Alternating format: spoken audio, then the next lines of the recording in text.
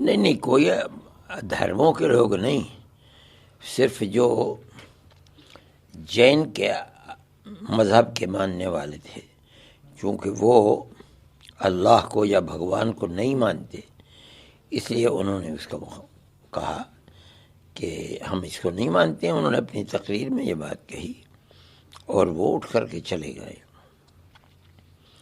لیکن ہم یہ سمجھتے ہیں کہ وہاں تو سب لوگ موجود تھے، ہمارا کچھ مذہب ہے، ان کا کچھ مذہب تھا، سکھ طبقہ بھی موجود تھا، عیسائی بھی موجود تھے، ہندو بھی موجود تھے۔ سب جانتے ہیں کہ ہمارے مذہب کے اندر بڑا انتر اور فرق ہے، اس کے باوجود وہاں تھے۔ میرا خیال یہ ہے کہ ان کو بیٹھنا چاہیے تھا ہمارے ساتھ۔ ہم نے ایک بات اپنے مذہب کی کہی، کوئی اور تو نہیں اٹھا، عیسائی نہیں اٹھے، دھرم گرو بیٹھے ہوئے تھے ہندو مذہب کے، وہ نہیں اٹھے۔ ہم یہ جانتے ہیں کہ ان کا مذہب اور ہے، ہمارا مذہب اور ہے، ہم نے ان کو بلایا تھا۔ مطلب یہ تھا کہ جو ہمارے اس نظریے کے اندر کہ بھائی چارگی اور دوری کو ختم ہونا چاہیے، جو بھی اس کے اندر شریک ہے اس کو ہمارے اس پروگرام کے اندر آنا چاہیے۔ ہم نے اس کو دعوت دی تھی۔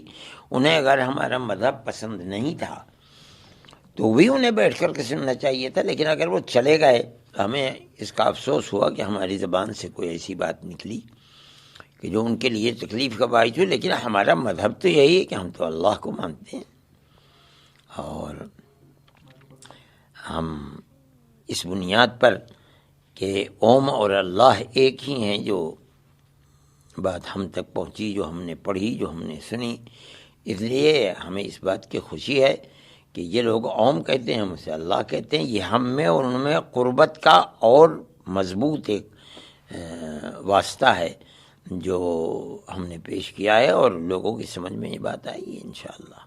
بالکل سر، آئے دن کبھی آپ کے دھرم یہ جو بھارت ہے وہ ہندوؤں کا زمین ہے، یہاں پہ پوروج ہاں، میں نے اسی چیز کو ظاہر کیا تھا کہ سب سے پہلا آدمی آدم، یا وہ کہتے ہیں منو، ان کی اولاد کو منش کہتے ہیں یا آدمی کہتے ہیں۔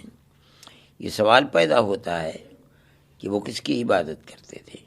ہمارا ماننا، ہمارا عقیدہ، ہمارے قرآن کا کہنا یہ ہے، اور عقل بھی یہ کہتی ہے کہ اس وقت کوئی اور چیز نہیں تھی، وہ صرف ایک اللہ کو مانتے تھے۔ اوم اللہ کو کہتے ہیں۔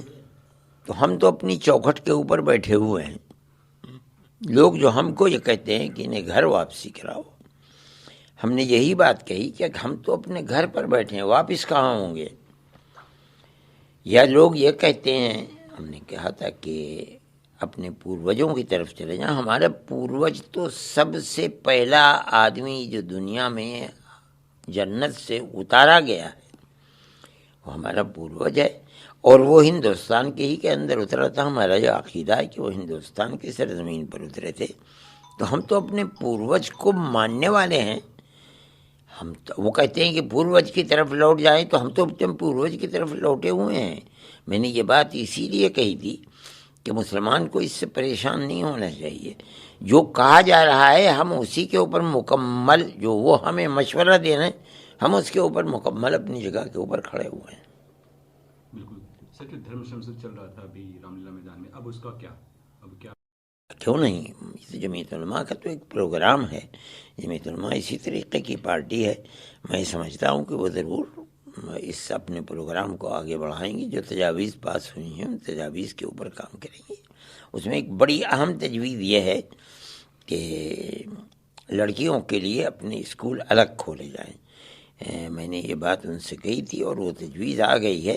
میں آپ کے ذریعے سے بھی یہ پیغام مسلمانوں کو پہنچانا چاہتا ہوں کہ دیہات ہوں یا چھوٹے چھوٹے قصبات ہوں یا بڑے شہر ہوں، ایسے دولت مند مسلمان ہیں کہ جو یہ کام کر سکتے ہیں، بجائے اس کے کہ اس دولت کو وہ اپنی بیاہ شادیوں کے اندر پانی کی طرح بہائیں، وہ اپنی قوم کی عفت و پاک دامنی اور عصمت اور حیا کے لیے اپنے اسکول بچیوں کے الگ قائم کریں، جس میں پڑھانے والی بھی ٹیچرز عورتیں ہوں اور پڑھنے والی بھی عورتیں ہوں، اور اس کے ساتھ ساتھ وہ دنیا کی تعلیم کے ساتھ کچھ مذہبی تعلیم بھی دیے تاکہ وہ یہ سمجھے کہ میں مسلمان ہوں.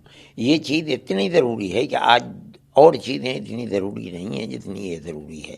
اس لیے مسلمانوں کو خاص طریقے پر دولت مند طبقے کو اور جو پڑھا لکھا طبقہ ہے اس کو یہ کام کرنا چاہیے، اور یہ کام اس ملک کا اور اپنے قوم کا بہترین اور بڑا قیمتی کام ہوگا اگر وہ کریں گے. India Plus News, Shirf Wahi Jo Sahi.